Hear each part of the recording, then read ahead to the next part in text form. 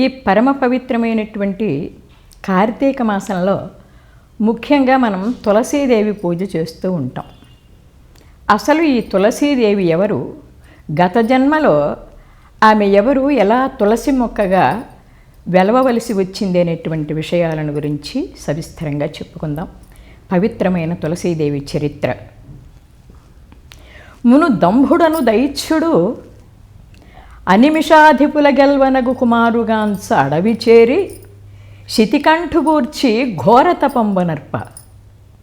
దంభుడు అనే రాక్షసుడు అరణ్యంలోకి వెళ్ళి కూర్చొని తపస్సు చేయడం మొదలుపెట్టాడు పరమశివుల వారిని గురించి. ఈ విషయాన్ని నారద మహర్షి దేవేంద్రునికి చెప్పడం జరుగుతుంది. దేవేంద్ర, దంభుడనే రాక్షసుడు తపస్సు చేస్తున్నాడయ్యా. అతను తపస్సు చేస్తే మనకేమిటన్నాడు దేవేంద్రుడు. పిచ్చివాడ, ఆ పరమశివుడు ప్రత్యక్షమైనప్పుడు దంభుడు ఏమడుగుతాడు? దేవేంద్ర సింహాసనాన్ని ఆక్రమణం చేసేటువంటి కొడుకు కావాలి అంటాడు.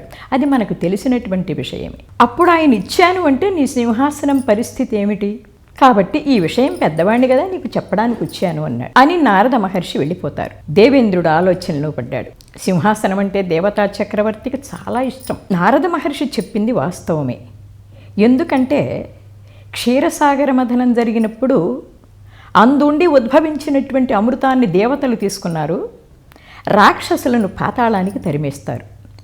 అప్పటి నుంచి కూడా రాక్షసులలో బలమైన కోరిక ఏమిటంటే దేవేంద్ర సింహాసనాన్ని ఆక్రమణం చేయగలిగినంత సమర్థుడైన కొడుకు కావాలి అని ఎంతోమంది రాక్షసులు తపస్సు చేయడం జరిగింది. అలాంటి బిడ్డలను పొందారు కూడా. కానీ వాళ్ళలో రాక్షసత్వం ఉండడం చేత వాళ్ళు గతించిపోతూ వస్తున్నారు.